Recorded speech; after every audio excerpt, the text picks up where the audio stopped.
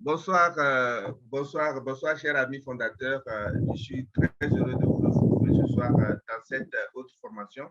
Ce qui est prévu aujourd'hui, c'est la sécurisation de nos mails à travers Google Authenticator. Comment ça se passe? Vous savez qu'on avait déjà vu comment il faut sécuriser son mail en 2 étapes. Bon, si vous le permettez, je vais d'abord partager mon écran. Voilà. Voici donc mon écran qui est partagé. Voilà. Je vais aller dans mon mail. Si vous vous rappelez, on avait dit pour sécuriser son compte, il faut aller dans gérer votre compte. Gérer votre compte. Et vous voyez ici, au départ, on avait vu d'abord les informations au niveau des informations personnelles. On avait dit quand même qu'il y avait des, pour se rassurer, on avait aussi 2 mails. Vous devez avoir 2 mails ici. Un mail, le mail principal, et l'autre mail qui représente votre mail de récupération. Ensuite, vous avez votre numéro de téléphone. Maintenant, regardez un peu, vous allez dans le menu sécurité. Dans le menu sécurité, on avait dit, si ce symbole que vous voyez ici n'est pas en vert, ça veut dire que votre compte a des problèmes. Votre compte n'est pas assez sécurisé. Donc, il va falloir que ce symbole-là soit toujours en vert. Et quand il est en vert également, il faut aussi chercher dedans pour voir si toute la sécurité est là. Notamment, il faut voir si vous avez activé l'authentification en 2 étapes. Voilà. Voilà. Il y a validation en 2 étapes qui est ici. Vérifiez voir si ça a été activé. Parce qu'avant de passer à Google Authenticator, il va falloir que cette rubrique soit d'abord activée. Si la partie-là n'est pas activée, vous ne pouvez pas passer à Google Authenticator. Comment ça va se passer? Quand vous êtes au niveau de la validation en 2 étapes, vous cliquez là-bas, la validation en 2 étapes, vous cliquez là-bas. Et lorsque vous cliquez, vous attendez donc, chaque temps que vous voulez rentrer dans votre mail, on vous demande toujours de confirmer. Chaque fois que vous voulez appliquer une mesure de sécurité, on vous demande toujours de confirmer si c'est vraiment vous. Donc, je vais renseigner mon mot de passe. C'est ce que j'ai déjà fait. Je fais le suivant. Voilà. Maintenant, je fais le suivant et je rentre. Je vois là, je défile un peu ce menu-là. Vous allez voir que on dit ici la validation en 2 étapes est activée. Donc, je tiens à préciser encore une fois qu'il faut toujours activer cette validation en 2 étapes avant de passer à Google Authenticator.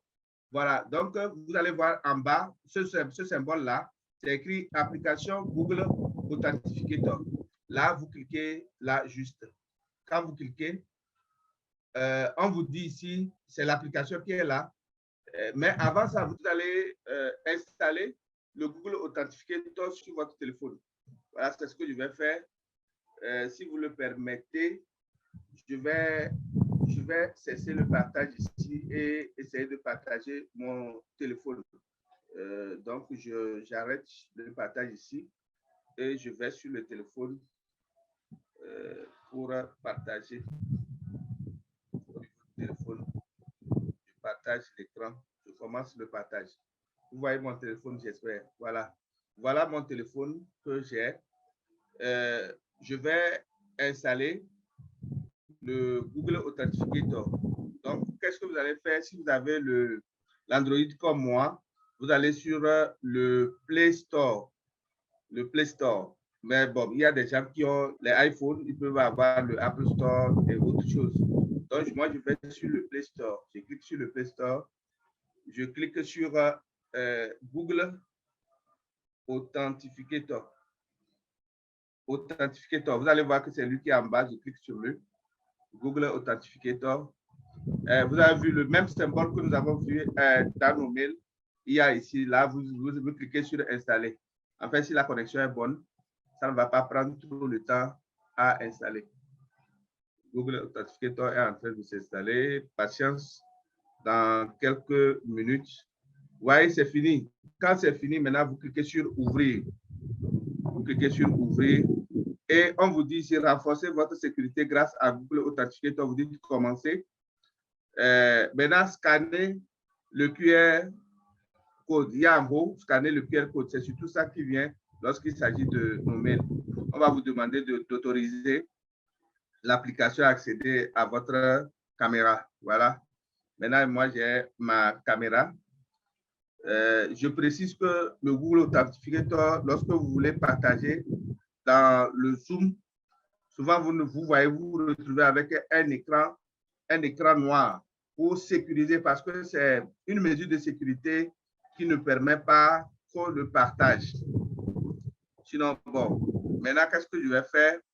Je coupe le partage ici. D'accord?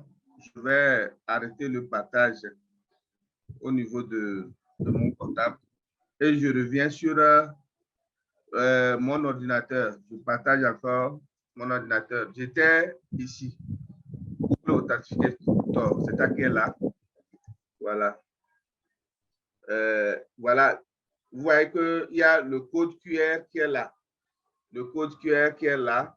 En fait, avec votre portable, vous pouvez scanner donc ce code QR avec votre Google Authenticator. Bon, parce que, en fait, je pense que après, je pourrais peut-être le désinstaller parce que c'est aussi des mesures qui ne sont pas trop sécurisées de partager un peu ça avec vous.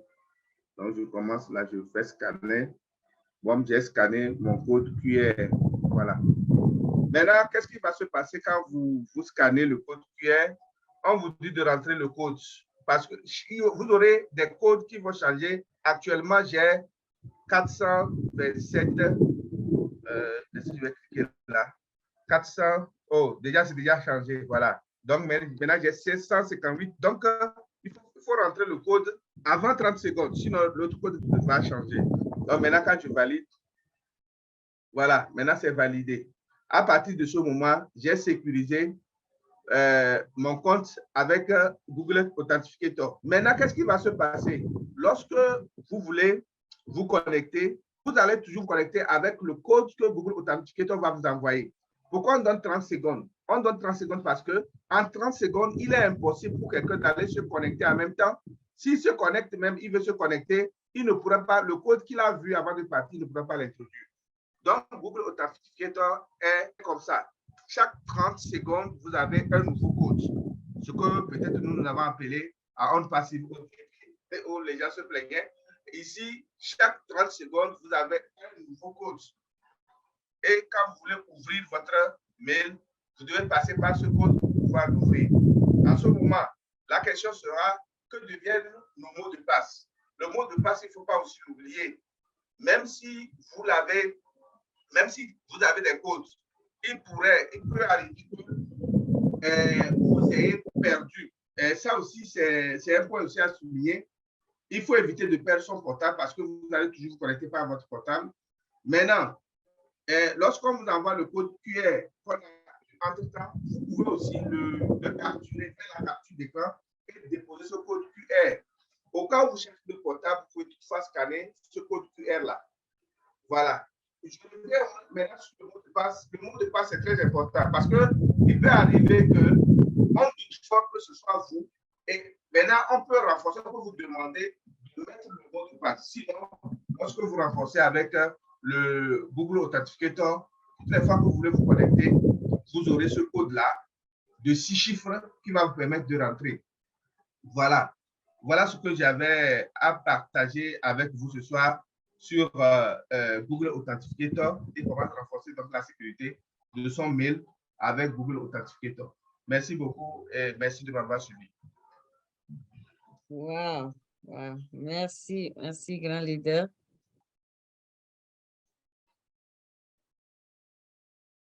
Bonsoir, chers bénisseurs.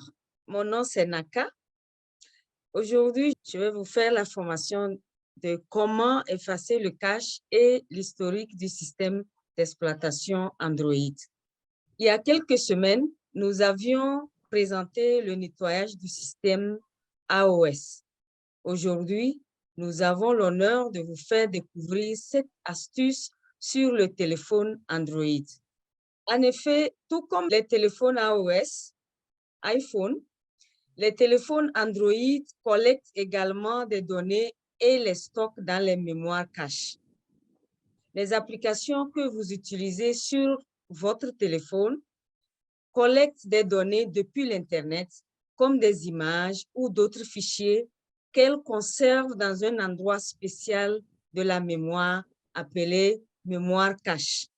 Ces données ou fichiers conservés dans la mémoire sont destinés à améliorer et à rendre vos expériences dans les applications plus fluides et plus rapides. Mais parfois, la mémoire cache est encombrée par trop d'informations et par conséquent, votre téléphone commence à devenir très, très lent. C'est pour cette raison qu'il faut absolument vider la mémoire cache d'une ou de toutes les applications de votre appareil Android. Voici donc comment procéder. Vous allez tout simplement nous suivre. On va partager l'écran pour que vous voyez comment ça fonctionne. Alors, nous partageons l'écran. Merci. Alors, nous irons d'abord sur paramètres. Paramètres, comme vous voyez là, vous avez paramètres, cliquez sur paramètres et ensuite, ça dépend des portables.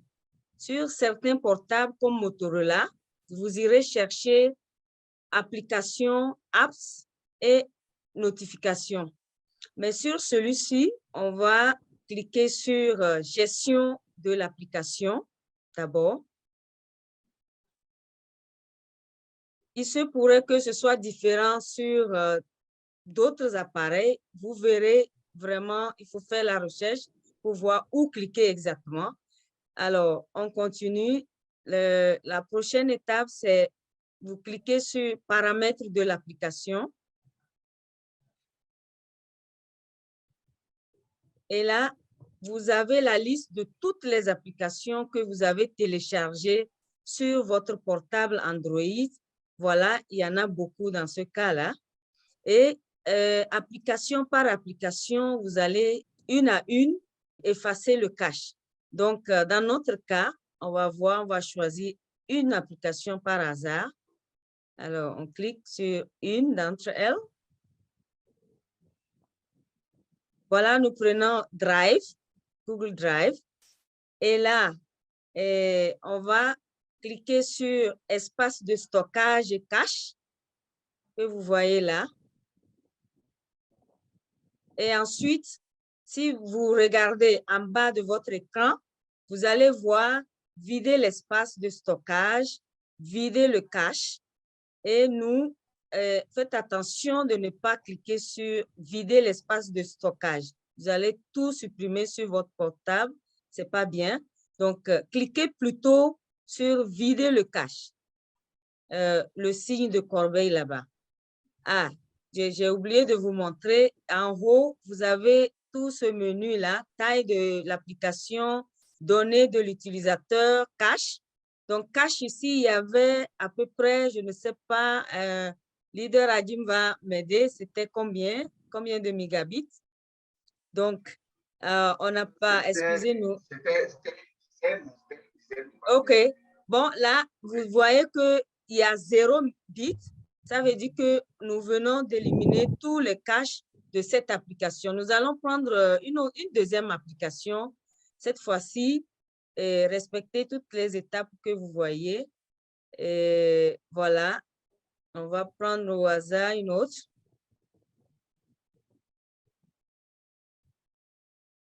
Un instant, voilà. Et enregistreur vocal, vous voyez.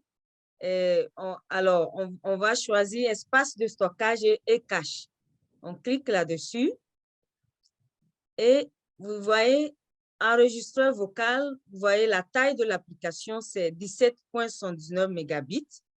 Les données de l'utilisateur, c'est 4,89 mégabits. Et le cache, oh, lui, il a déjà tout éliminé. Bravo, leader, c'est en avance. On va prendre une autre que tu n'as pas touchée. Peut-être Google Chrome ou gestionnaire de fichiers, je ne sais pas.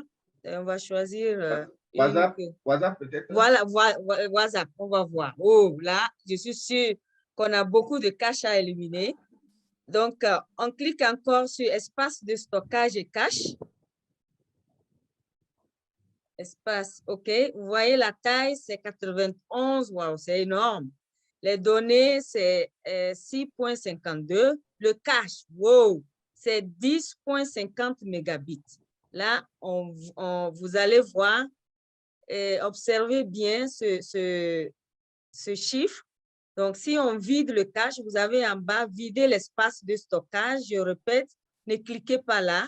Cliquez plutôt sur vider le cache.